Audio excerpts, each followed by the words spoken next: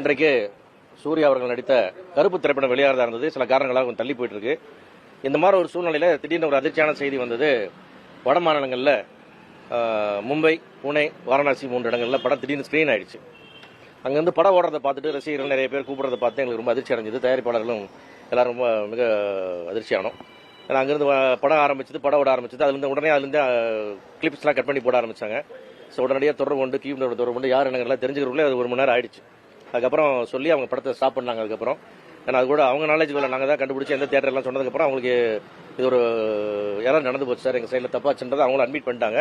அதனால நம்ம எல்லாரும் நம்முடைய கருமையான கண்டனத்தை, ஏன்னா இங்கே நம்ம இருக்கிறதுலே சேஃபஸ்ட் இந்த வேர்ல்டு கியூபுக்குள்ள படங்கிறது தான்.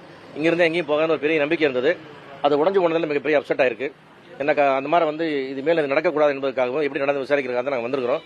அவங்களும் தன்னுடைய தன்னலை விளக்கத்தை கொடுத்துருக்காங்க. நாங்களும் எங்களோட கண்டனத்தை பதிவு பண்ணியிருக்கிறோம். இருந்தால் கூட ஒரு படத்துக்கு ஒரு மிகப்பெரிய ஒரு அநீதி இழைக்கப்பட்டதாக நினைக்கிறோம். இது எவ்வளோ நேரம் ஓடிச்சு, நீ அதனுடைய பைரசி இப்போ வருமா, கொஞ்ச நேரத்தில் வருமா, நைட்டு வருமா, நாளைக்கு வருமா, இது ஜனநாயகம் மாதிரி திருப்பி இது ஒரு பைரசியில் மாட்டிக்குமான்றது எங்களுக்கு மிகப்பெரிய ஒரு பயம் இருக்கு. ஏன்னா ஒரு 140 கோடி செலவில் எடுக்கப்பட்ட ஒரு படத்துக்கு இந்த மாதிரி நிலைமை வந்தால் தயாரிப்பாளர் நிலைமை என்ன ஆகுறது? ஏன்னா தயாரிப்பாளர்கள் ஆல்ரெடி OTT வியாபாரம் சரிந்து பாதிக்கும் கீழே விலை இன்னைக்கு ப்ரொடக்ஷன் காசு